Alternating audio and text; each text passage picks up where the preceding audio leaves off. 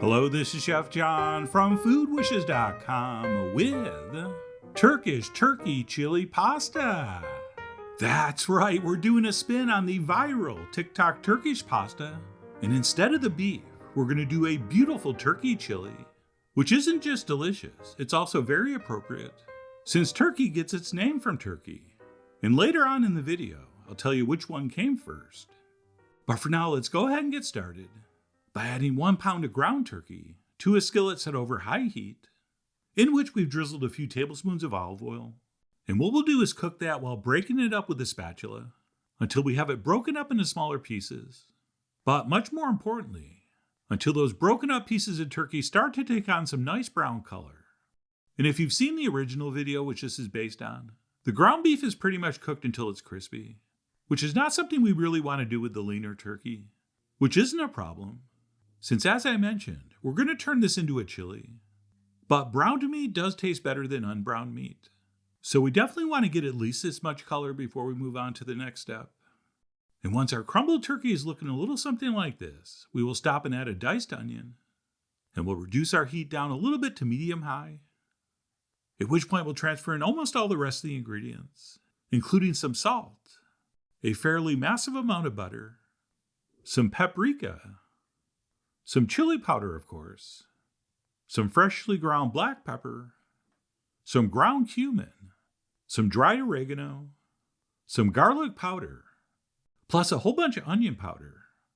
We'll also, of course, sneak in some cayenne, and then last but not least, some Turkish chili flakes. And I'm using Aleppo chili, which is Syrian, but I believe very close. And what we'll do is stir all that together, and we will keep cooking until that butter melts in and our onions start to soften and sweeten and turn translucent. And while that's happening, our meat is being crumbled even more, and it's hopefully browning up even further. And by the way, the reason for all the butter we added earlier is because in the original recipe, the dish is finished with a paprika butter that's spooned over the top. But since I'm doing this with a turkey chili, I figured we'd add the butter right in from the start to achieve the same flavor profile without having to do that extra step.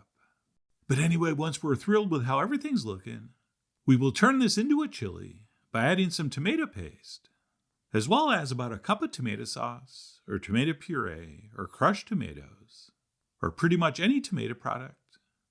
And we'll also add a splash of water to whatever we use to transfer that in, and we'll add that to the pan as well.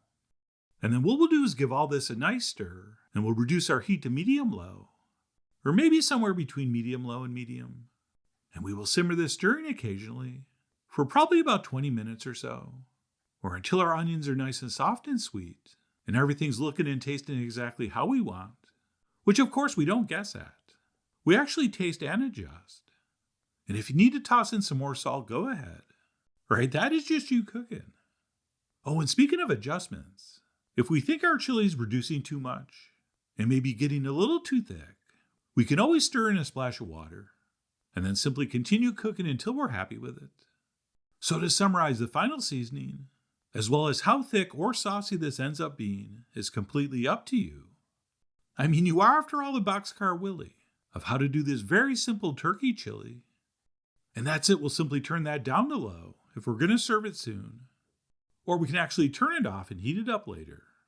But in any event, while that's cooking, we need to make the garlic yogurt sauce that's going to get spooned over the top, which could not be any easier, since all it is a whole bunch of finely crushed garlic that we'll add to some plain Greek-style yogurt. And we'll also add a nice big splash of cold fresh water, and then we'll take a whisk and give this a mix. And anytime we're mixing something very thin into something very thick, there's going to be splashing, so start off slow. And yes, I was trying to move the bowl to hide that one splash, but it didn't work. But anyway, we'll give that a mix and adjust with more water if we need, since I don't think we want this too thick. And we do want it to be kind of saucy. And that's it. Once that's set, we can move on to the final component, which would be some kind of cooked open-shaped pasta, which in this case is going to be shells, which I happen to think is the perfect shape. But no matter which you use, make sure your water is generously salted, and we'll go ahead and cook that according to the package directions, or to your personal preference for doneness. And yes, as you may have noticed, I've started to do some straight overhead shots, since I've always wanted to know what my food would look like to Tom Cruise rappelling down from a ceiling in one of those Mission Impossible movies. But anyway, once our pasta is cooked, we will drain that well, and then transfer some into a bowl for service. And we'll go ahead and top that with as much turkey chili as we want, which for me is going to be a lot. And that's it. Once our shells have been chilied, we will spoon over that beautifully tangy, very garlicky sauce, which I think is really the key to this recipe, both the original and this version. And we'll finish up with a very generous pinch of freshly chopped herbs, which for me was Italian parsley and mint. And that's it. What I'm calling Turkish turkey chili pasta was ready to enjoy. Which, by the way, if you've used the shells, I highly recommend doing with a spoon. And that, my friends, really was amazing. And the original Turkish pasta dish was meant to be sort of a deconstructed dumpling dish called manti. And while I've had those many times and absolutely love them, this approach is so much easier, and to me every bit as enjoyable. Oh, and in case you didn't know, the country turkey was named before the bird turkey. And apparently there was some kind of game hen from there that they sold in Europe called turkey cock. And when people came over here to see our native bird, they called it turkey because they thought it looked the same. So if you didn't know, now you know. And of course, if you want to add a can of beans to your chili, I think that would be totally fine. And you may end up with your new favorite version of pasta fazool. But whether you add other things or make this as shown, I could not have loved how this came out anymore. And I really do hope you give it a try soon. So please follow the links below for the ingredient amounts, a printable written recipe, and much more info as usual.